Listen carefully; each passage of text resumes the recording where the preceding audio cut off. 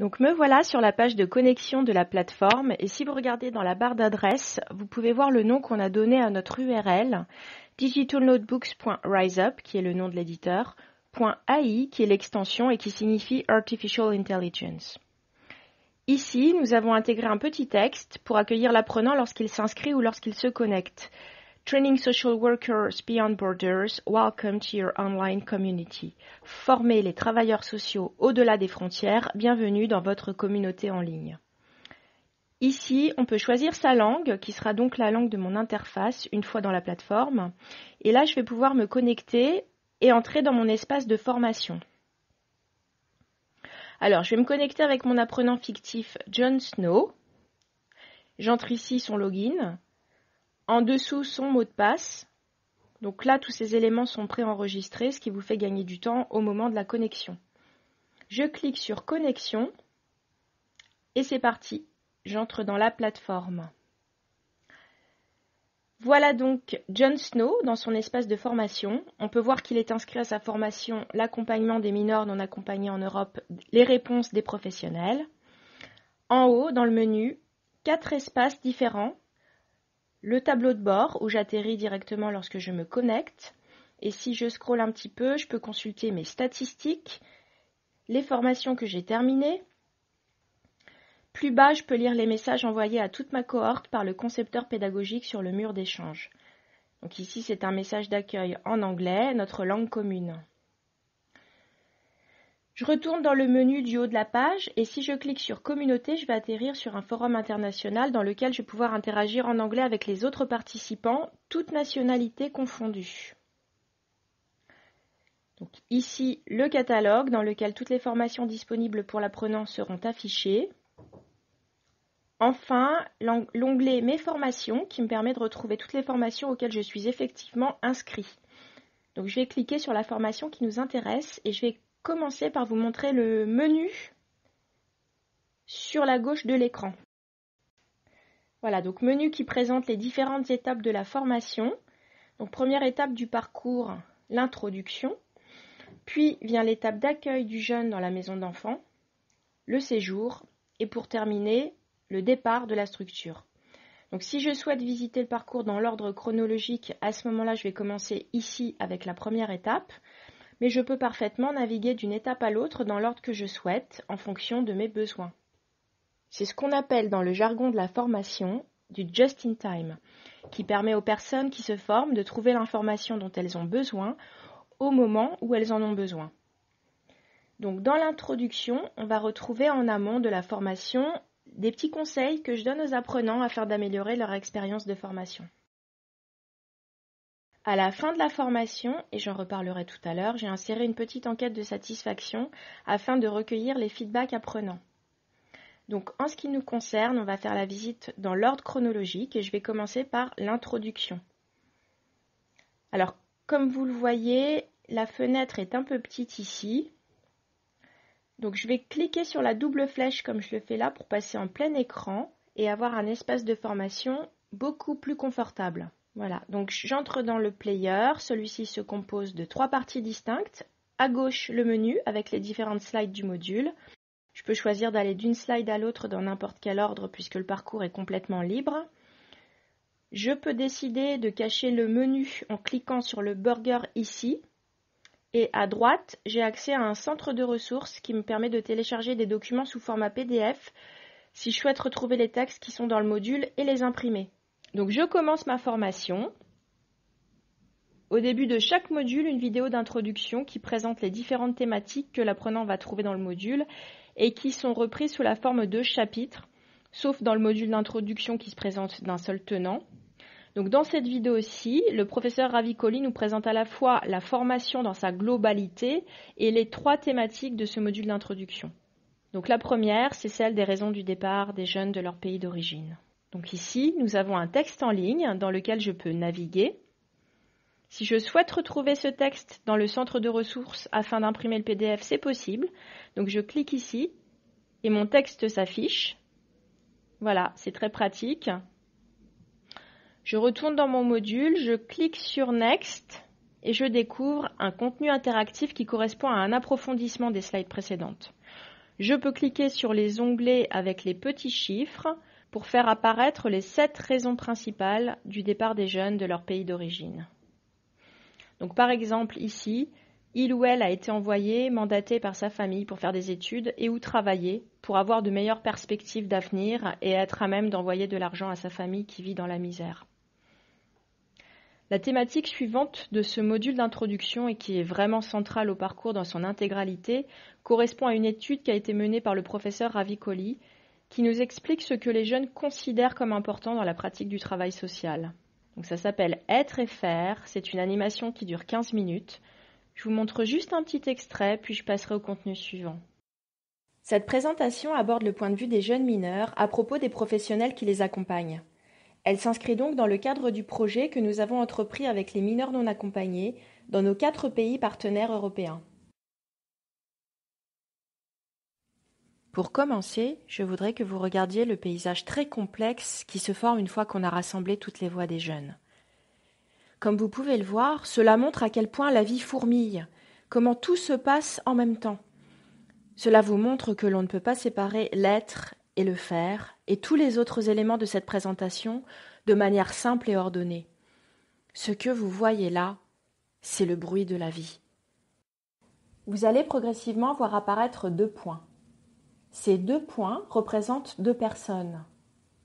Et comme vous pouvez le voir, ces personnes anticipent la présence de l'autre.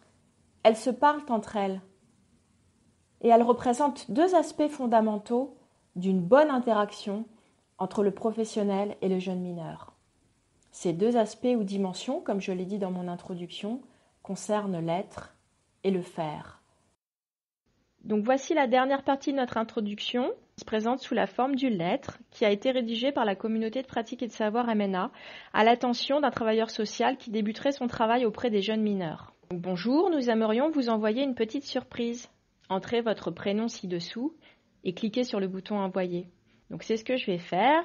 J'entre le prénom de mon apprenant, John, je clique sur envoyer et voilà, la lettre part. Donc John a reçu sa lettre. Il l'ouvre et encore ici, je vous montre un petit aperçu de cette belle missive, puis nous nous arrêterons là pour ce premier module. Une lettre de solidarité et d'espoir adressée aux travailleurs sociaux s'engageant auprès des mineurs non accompagnés. Chers collègues, voilà, vous travaillez peut-être avec des mineurs non accompagnés depuis quelque temps déjà, ou bien vous vous apprêtez à le faire. Quel que soit votre parcours, nous souhaitons vous écrire pour vous dire certaines choses qui sont importantes pour nous et vous souhaiter bonne chance. Nous luttons pour qu'ils ne se sentent ni jugés ni stigmatisés. Cela va maintenant devenir également votre combat. Prenez du temps avec eux, faites des choses ensemble, écoutez-les, aidez-les à trouver un endroit sûr où ils se sentent bien. Entretenez des liens avec les autres professionnels et les associations qui apportent un soutien à ces jeunes non accompagnés et établissez des relations au sein de leur environnement. Et n'oubliez jamais, des petits gestes de gentillesse peuvent faire toute la différence. Par la communauté de pratique et de savoir pour les mineurs non accompagnés en Europe à Athènes, janvier 2019. Donc je passe au 2e module de la formation, bien accueillir les mineurs non accompagnés. Je vais ouvrir la vue élargie et je vais commencer mon apprentissage avec une vidéo d'introduction dans laquelle Valeria Linardou, qui est éducatrice à The Smile of the Child en Grèce, nous explique un concept très intéressant et propre à la culture grecque, celui de philoxénia. Je vous passe quelques extraits de cette belle introduction.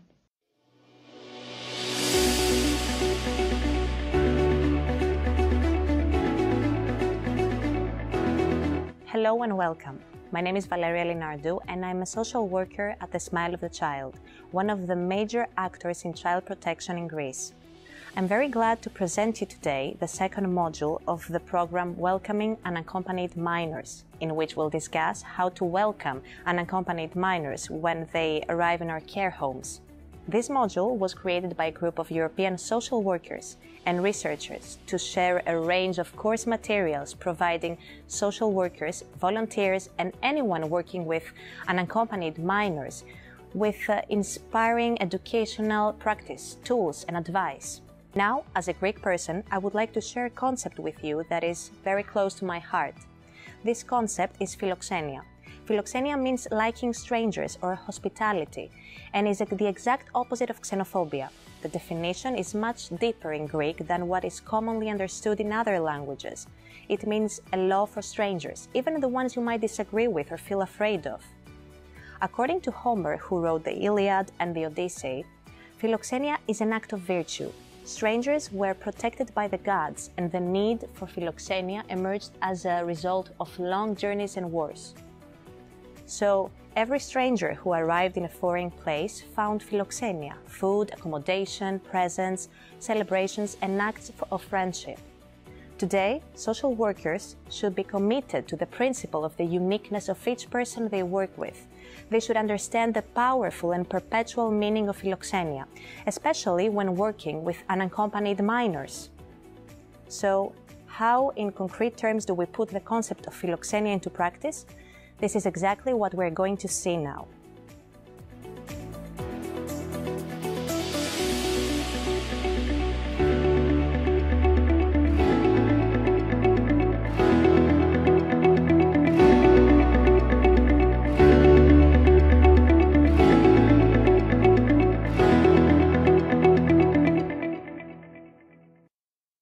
Comme vous pouvez le voir, nous avons développé 2 chapitres.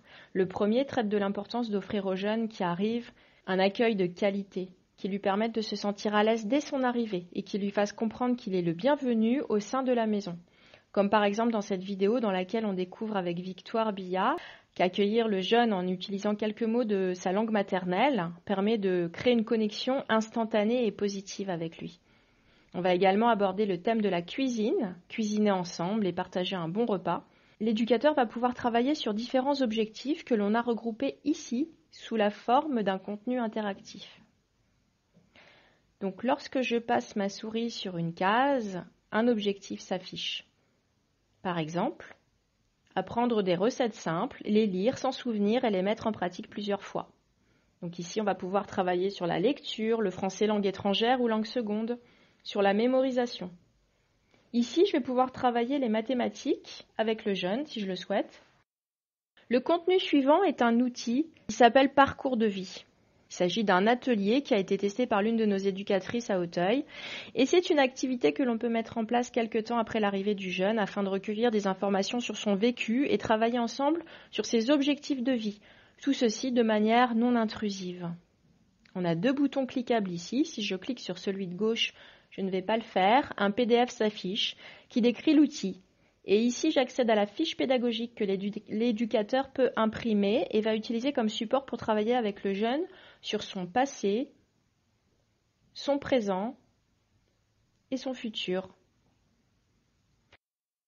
Dans le 2e chapitre, nous allons nous demander comment nous pouvons créer un environnement sécurisant pour le jeune dès son arrivée et tout au long de son séjour, ce qui sous-entend d'être en mesure de lui fournir une information précise et régulière sur ce qui se passe, répondre à ses interrogations avec attention et respect. C'est ce que nous expliquons dans ce texte-ci. Donc pour clôturer ce module, nous avons filmé Daniel Senovilla Hernandez, qui est chercheur à l'Observatoire des migrations de Poitiers, le Migrinter, et Hélène Jevdjenijevic, qui est chef de projet mineurs non accompagnés à Apprentis d'Auteuil. Je vous propose qu'on en regarde un court extrait, puis je passerai au module 3.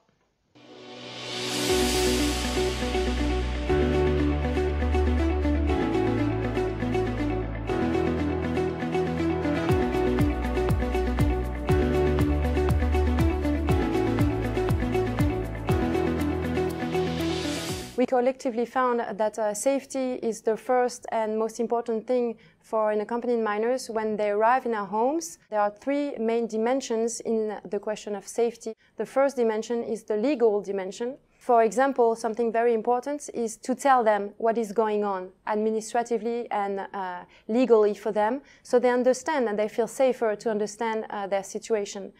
The second dimension is the practical dimension.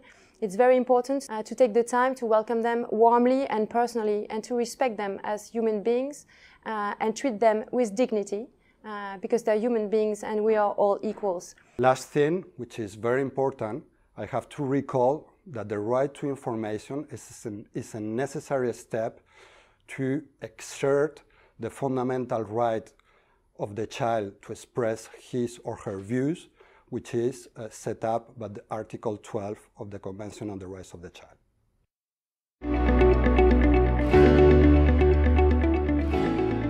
voici donc arrivés au 3e module de la série, le plus long, et c'est bien normal puisqu'il aborde l'accompagnement des jeunes au quotidien. Donc pour démarrer en beauté, une vidéo introductive avec Jean Zéné, responsable du programme international Enfants en situation de rue à Apprentis d'Auteuil, dont j'aimerais vous passer un extrait.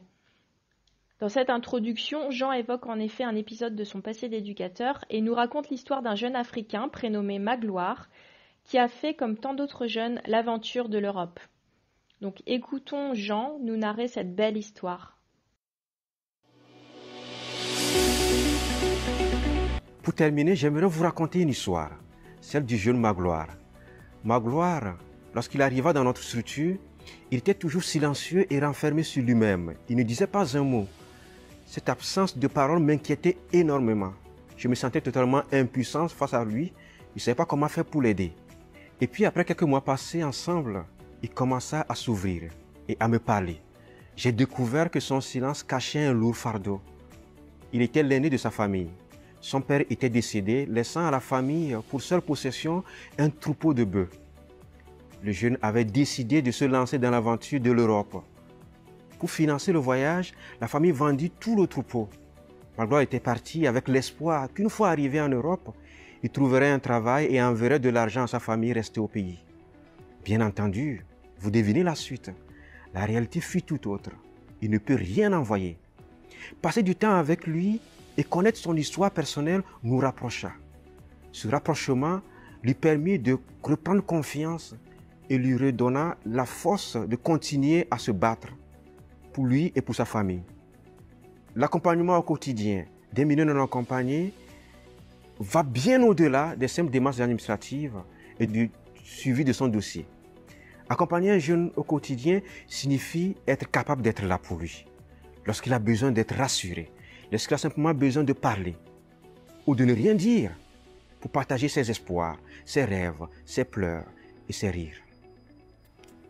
Bonne formation.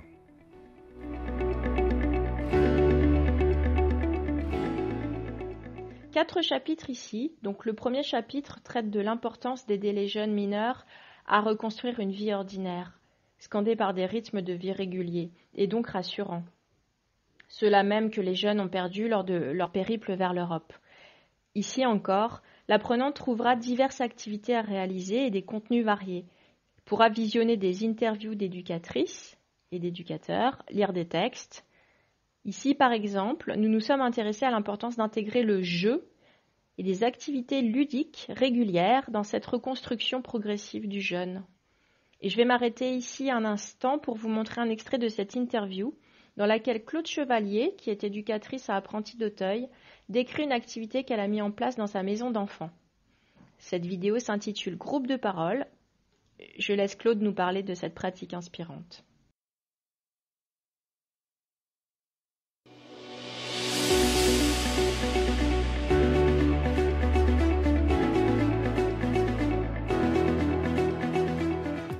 J'ai un espace spécifique qu'on a appelé groupe de parole et qui me permet justement de faire parler l'autre de sa culture à un moment où le jeune est dans une autre culture. Il arrive d'un autre pays et d'un seul coup tout change autour de lui. L'architecture, la manière dont on s'habille, la manière dont on salue, ce qu'on va manger.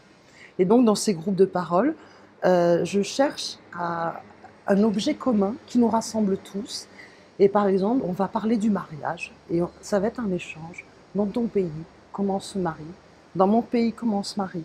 On peut aussi parler des... Qu'est-ce qui t'apporte le bonheur? Est-ce qu'il y a des objets chez toi, dans ton pays, qui apportent le bonheur? Et quand c'est comme ça, moi j'arrive avec un fer à cheval, un trèfle à 4 feuilles, et du coup le jeune se dit, eux aussi ils ont des choses qui nous sont communes. Nous aussi on a des croyances un peu comme ça, un peu farfelues.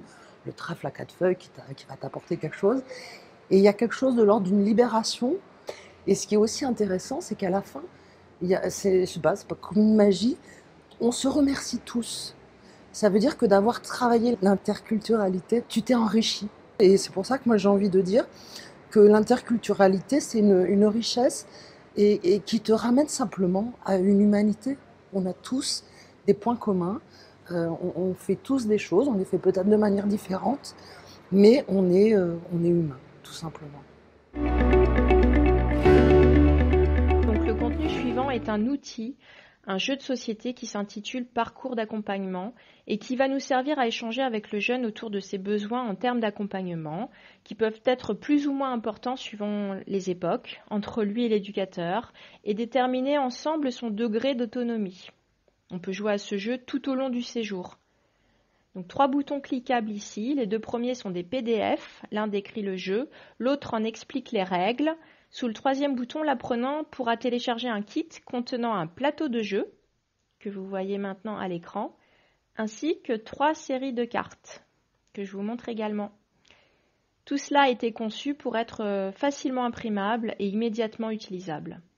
On poursuit la visite avec le chapitre 2 qui aborde la question du temps.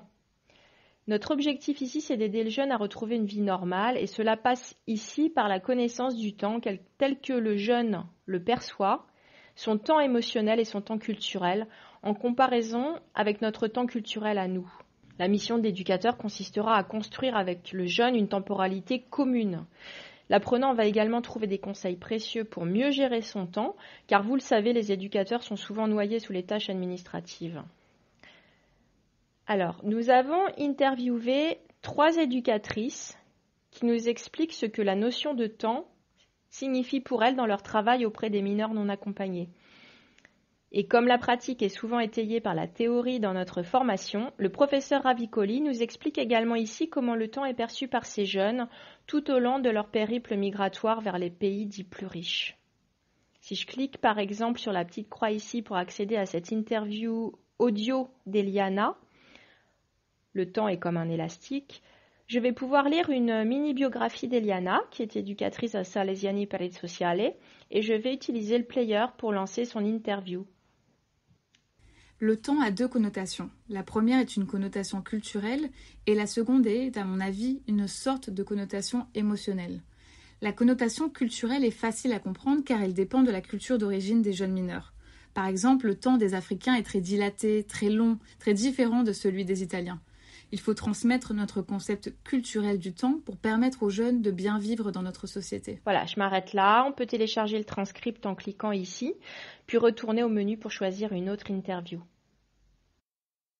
Dans le chapitre suivant, nous avons souhaité nous intéresser à la manière dont nous pouvons réagir face aux émotions fortes que les jeunes peuvent ressentir, telles que la colère, le stress, la tristesse, l'angoisse. Également, comment aider le jeune à mieux gérer le stress qu'il peut ressentir lorsqu'il a par exemple des problèmes avec sa famille restée au pays. Donc, pour illustrer ces situations et permettre à l'apprenant de réfléchir à ses propres pratiques et prendre du recul par rapport à celles-ci, nous avons filmé un petit sketch avec 2 éducatrices. Donc à gauche, voici Elma. Elma, c'est son vrai prénom. Elle est éducatrice chez notre partenaire italien Salesiani per il Sociale. Elle joue le rôle de l'éducatrice dans la scénette. Et à droite, Patricia, qui est éducatrice à Apprentis d'Auteuil et qui va jouer le rôle d'une jeune mineure non accompagnée. Donc la scénette se présente sous la forme d'une vidéo interactive en 2 volets. À la fin de chaque petite scène, on invite l'apprenant à réfléchir à ce qu'il vient d'observer et ce qu'il pense de la réaction de l'éducatrice. Je vous montre la première scène.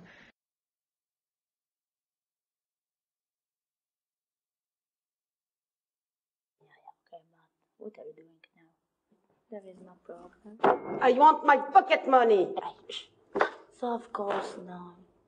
Don't worry. There is any kind of problem. I want my pocket money now.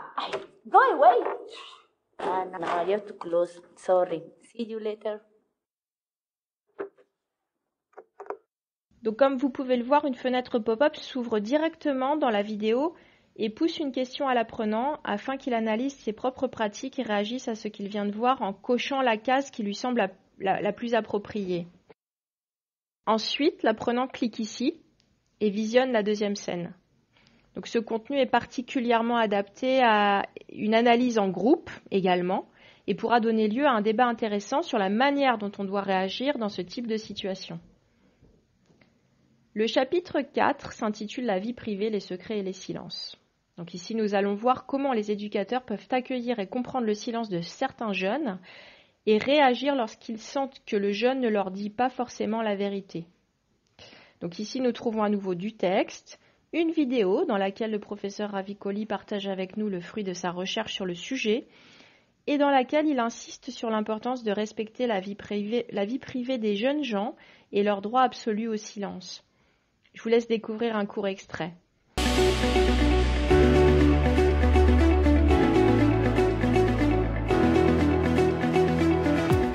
The point about this constructed story is that it isn't all lies. The second point is that social workers are not immigration. They are not waiting at the border to judge truth and lies. Social workers are there to take care of the young person. So when you listen to a young person, listen first to their story of how they became a human being who wanted to live. Don't judge them about whether they are telling the truth in relation to the asylum story. They may at a later time choose to tell you. They may not choose to tell you. That's not your concern when you meet them first of all. When you meet them first, forget about truth and lies, put them in the background, appreciate the human being in front of your face.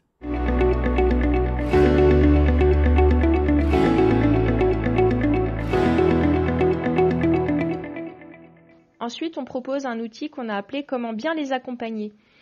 Donc cet outil est une traduction numérique d'une activité qui a été réalisée en présentiel avec les éducateurs de la communauté de pratique et de savoir MENA. Il s'agissait pour eux de définir leur posture éducative la plus fréquente au travers de 3 questions.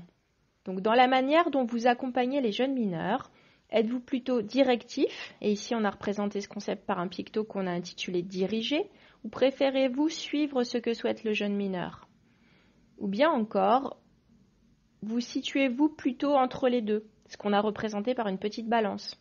Ensuite, l'apprenant va donc déplacer le curseur ici devant chaque picto pour écouter différents témoignages qui sont originellement des témoignages authentiques en anglais, ceux des éducateurs de la communauté de pratique et de savoir MENA. Dans ce petit exercice, il n'y a pas de bonne ou de mauvaise réponse.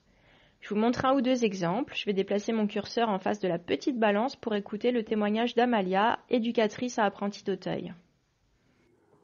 Sur ce point, je suis partagée parce que ça dépend réellement de la capacité du jeune mineur. Si je sens qu'il est capable de faire les choses à sa façon, qu'il est autonome et indépendant, je laisse tenir les rênes. Sinon, si je sens qu'il a besoin d'être guidé, alors mon rôle est de lui montrer le chemin. Je passe directement au 3e tableau avec la posture que Mehmet, qui travaille au CJD en Allemagne, a souhaité exprimer. Ce n'est pas mon travail de dire si leurs souhaits sont réalisables ou pas. Ce n'est pas mon travail de dire vous pouvez ou vous ne pouvez pas faire ceci ou cela. Je dois essayer à 100% d'aider les jeunes à réaliser leurs rêves. Si je dis à un jeune mineur qui ne peut pas y parvenir, je commets une erreur.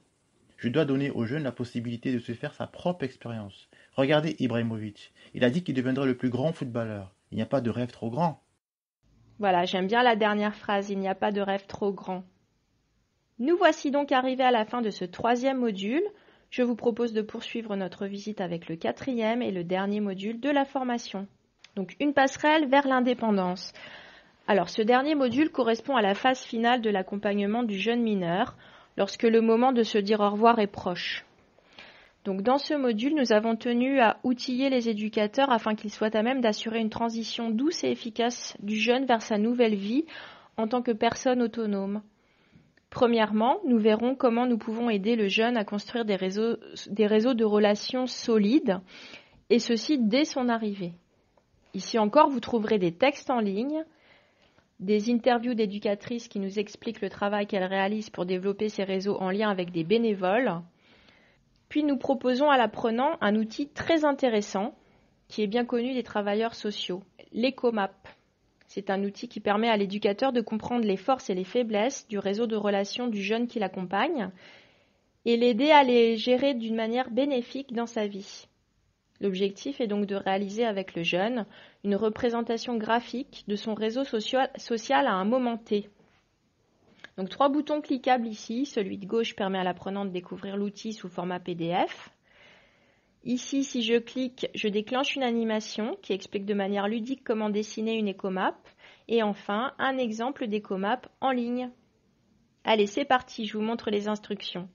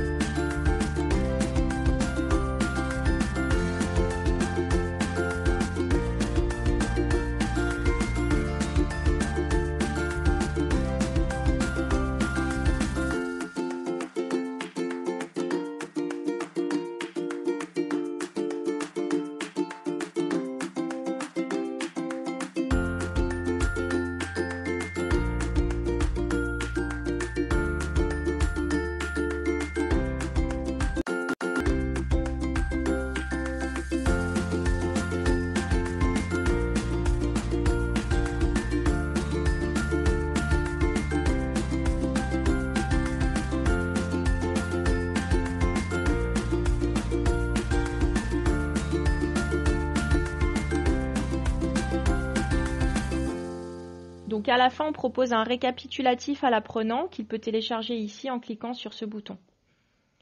Je passe maintenant à l'exemple en ligne. Donc voici les comaps de Sunil, un jeune mineur bien évidemment fictif. Donc comme vous le voyez, lorsque je passe ma souris sur chaque photo, le rôle tenu par cette personne s'affiche. Et ce qui est intéressant, c'est que cette représentation va bien au-delà des relations simplement biologiques du jeune que nous voyons ici. Elle prend également en compte les liens externes, tels que les amitiés, que je vous montre là, la scolarité ou la vie professionnelle, et pour finir, les professionnels. Sans oublier d'indiquer la qualité de ces liens. Donc réaliser ce petit exercice est encore un très bon moyen pour l'éducateur de manifester aux jeunes l'intérêt qu'il lui porte. Le chapitre 2 de ce module traite de la sécurité, thématique que l'on avait déjà rencontrée au moment de l'accueil du jeune. Donc ici, on va davantage se focaliser sur les différentes dimensions de l'indépendance. Et pour ce faire, bien que la législation soit différente dans chaque pays, et que chaque jeune soit dans une situation spécifique, il existe des terrains communs sur lesquels le travailleur social peut travailler et que nous avons réunis sous la forme d'une checklist. Que voici. Donc la checklist est constituée de 5 rubriques différentes: les procédures administratives, le logement, la vie professionnelle, la santé et la gestion de son argent. Donc une fois qu'on a fait le tour de ces champs, on peut télécharger la checklist en cliquant ici. Donc je passe au chapitre 3, l'ultime chapitre de cette formation, dans lequel l'apprenant va découvrir comment préparer au mieux ce moment de la séparation, moment important où les chemins se séparent entre celui qui part et ceux qui restent. On verra par exemple que l'on peut organiser des rencontres avec d'anciens mineurs non accompagnés qui sont passés par là et qui souhaitent jouer ce rôle de filet de sécurité afin que ceux qui partent ne se sentent pas seuls à l'extérieur et sans repère. On pourra mettre en place des rituels ou cérémonies spécifiques d'au revoir pour accompagner le jeune afin d'assurer une transition plus douce vers l'autonomie. La conclusion, on y arrive avec une vidéo dans laquelle on a interviewé différentes éducatrices. On leur a demandé ce que ce travail avec les mineurs non accompagnés a changé dans leur vie. Ça s'appelle Se sentir vivant. Je vous propose qu'on en regarde un extrait.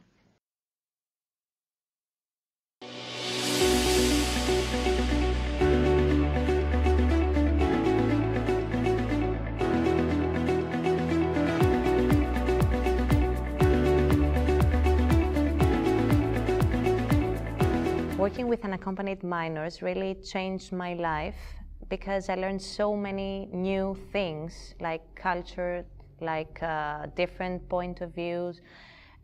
It's working with minors in general, children. They are children. There is no difference between unaccompanied minors and children.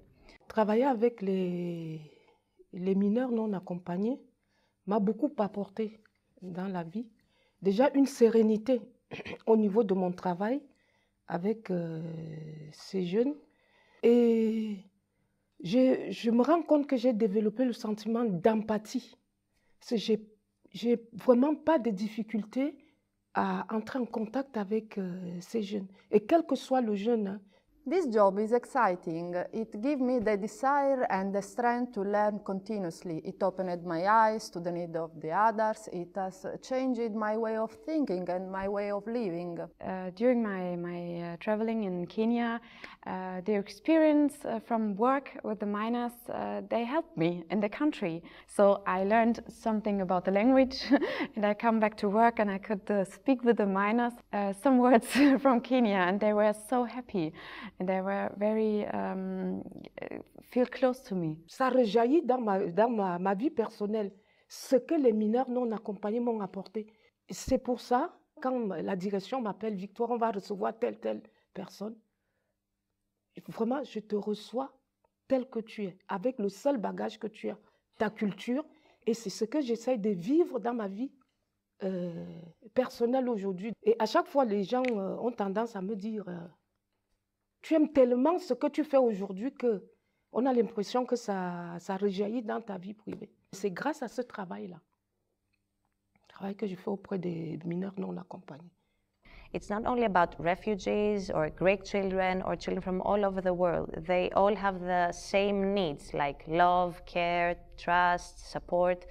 So for me it's a gift and is a big responsibility because I have to support them and give them a better chance to their new life. For me, it's a big school. When I realized that there are a lot of children who face difficulties in their lives, I understand that my problems are not so important.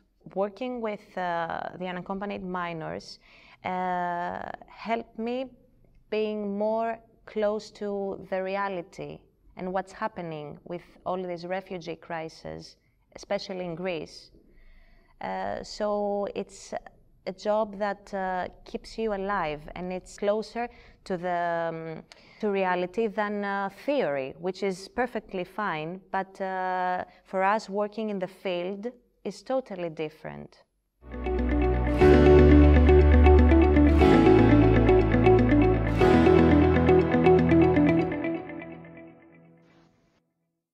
Voilà pour ce très beau final. Je passe à la slide de fin, moment où l'on félicite l'apprenant d'avoir été jusqu'au bout de son parcours. Et on ne le laisse pas partir les mains vides, puisqu'on lui offre un petit bonus que je vais vous montrer. Voilà, il s'agit d'un beau poster à télécharger et imprimer, qui est un petit condensé de 21 bonnes pratiques à mettre en place dans sa maison d'enfant. Chaque éducateur pourra ensuite l'afficher, s'il le désire, dans sa maison. À présent, je vais revenir dans le parcours pour vous montrer ceci. Une fois que l'apprenant a réalisé toutes les activités proposées, on invite à répondre à un petit questionnaire de satisfaction développé en 5 points, dans lequel on lui demande par exemple quelle pratique il va mettre en place sur le terrain, quelles suggestions il pourrait nous faire pour améliorer ce parcours, etc. Voilà, c'est la fin de cette présentation. Merci beaucoup pour toute votre attention. J'espère que vous avez passé un bon moment et que cette présentation aura répondu à vos attentes.